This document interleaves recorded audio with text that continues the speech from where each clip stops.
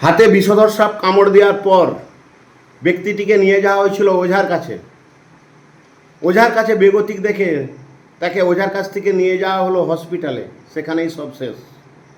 নমস্কার, আমি Malay Ghosh, wild life rescuer. হাতে বিষধর সাপ কামড় দেওয়ার পর ব্যক্তিটিকে নিয়ে যাওয়া হয়েছিল ওঝার কাছে। ওঝার কাছে বেগতিক দেখে তাকে নিয়ে যাওয়া হলো হসপিটালে, সেখানেই সব শেষ। আমাকে ডাকা হয়েছিল ওই সাপটি উদ্ধারের জন্য।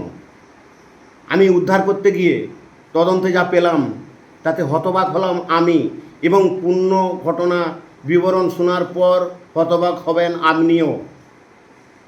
ঘটনাটি চন্দ্রকোনা থানার ধান্যগাছি গ্রামে। ওই গ্রামে পেশায় কৃষক শান্তিনাথ হাজরা সকাল 11টা থেকে 11:30 নাগাদ নিজের বাড়ির সিঁড়ির নিচে রাখা ছিল সামান্য ইট, আর ইটের পাশেই ছিল সামান্য কিছু আলু। সে আলু আনতে গিয়েছিলেন। সেই আলু আনতে গিয়ে হাতে পেলেন বিষধর সাপের বেশ কয়েকবার ছোবল। তাকে ওই ধান্যগাছি গ্রাম থেকে নিয়ে যাওয়া হলো মহাডিয়া গ্রামে। ধান্যগাছি গ্রাম থেকে মহাডিয়া গ্রামের দূরত্ব প্রায় 20 থেকে 25 কিলোমিটার। আর যে বুদ্ধিজীবী মানুষ মোটরসাইকেল করে নিয়ে গেল ওই সাপে কাটা রুগীকে, সে সমাজে বুদ্ধিজীবী হিসাবে পরিচয় দেয়। সেই বুদ্ধিজীবীর কাণ্ড দেখুন। সামনেই চন্দ্রকোনা হসপিটাল, যার দূরত্ব ধান্যগাছি গ্রাম থেকে প্রায় 8 থেকে 10 কিলোমিটার। এই মৃত্যুর দায় কে নেবে? ওই ওঝা না ওই বুদ্ধিজীবী মানুষ যারা নিয়ে গিয়েছিল ওঝার কাছকে? আমি সাপটি উদ্ধার করতে গিয়েছিলাম, গিয়ে ইট সরিয়ে পেলাম একটি নির্বিষ সাপ, কিন্তু আমরা গিয়েই বুঝেছিলাম এটি গোগ্র সাপ।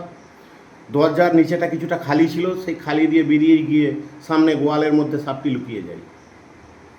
আমি অসহায়, কিছু করার নেই আমার। আমি একটি নির্বিষ সাপ পেয়েছিলাম। এই মর্মান্তিক দুর্ঘটনায় জুটে গিয়েছিল গোটা ধান্যগাছি গ্রামের মানুষ। তাদেরকে সচেতনতা বার্তা দিয়ে আমি বাড়ি ফিরে এলাম। কিন্তু এর জন্য দায়ীকে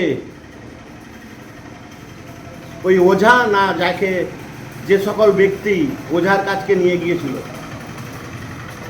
ধন্যবাদ। সাপে কেটেছিল 11টা থেকে 11:30 নাগাদ সকাল, আর হসপিটালে নিয়ে যাওয়া হয়েছিল 2টো থেকে 2:30 নাগাদ।